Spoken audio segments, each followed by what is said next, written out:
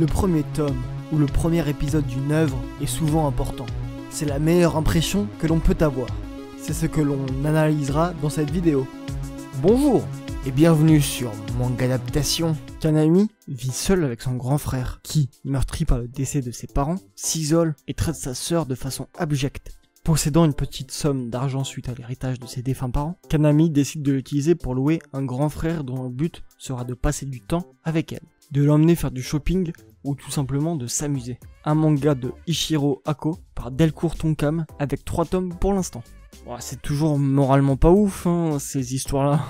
C'est toujours aussi manichéen, avec le frère qui devient tout de suite un connard quand ses parents meurent. C'est vraiment un truc de gonzesse ça.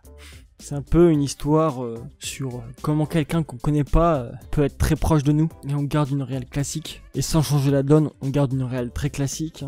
Et un design un peu plus crayonné, on va dire. Mais ça reste cependant, et je dois le dire au nom de la France, c'est très chiant. Ce n'est pas pour moi.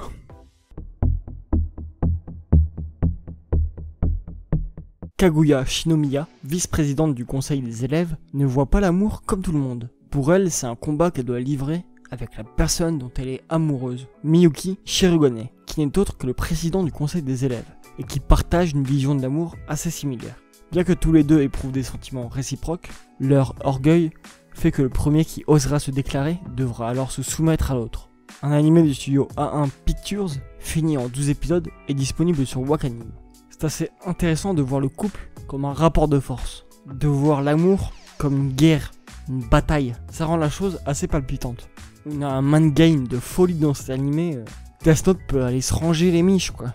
Ils se font des films, mais ils se font même des films dans les films. Ils se mettent des coups de pression, ils se mettent des pièges à n'en plus finir. Ils se font des contres de pièges, oh là là. Quand c'est exagéré comme ça, j'adore.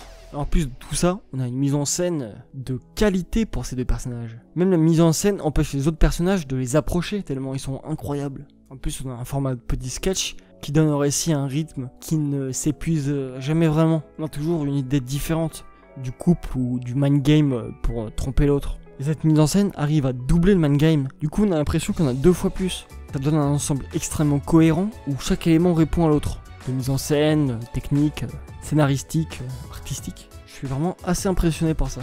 Faites l'amour, pas la guerre. Allez, à une prochaine fois. Et lisez des mangas.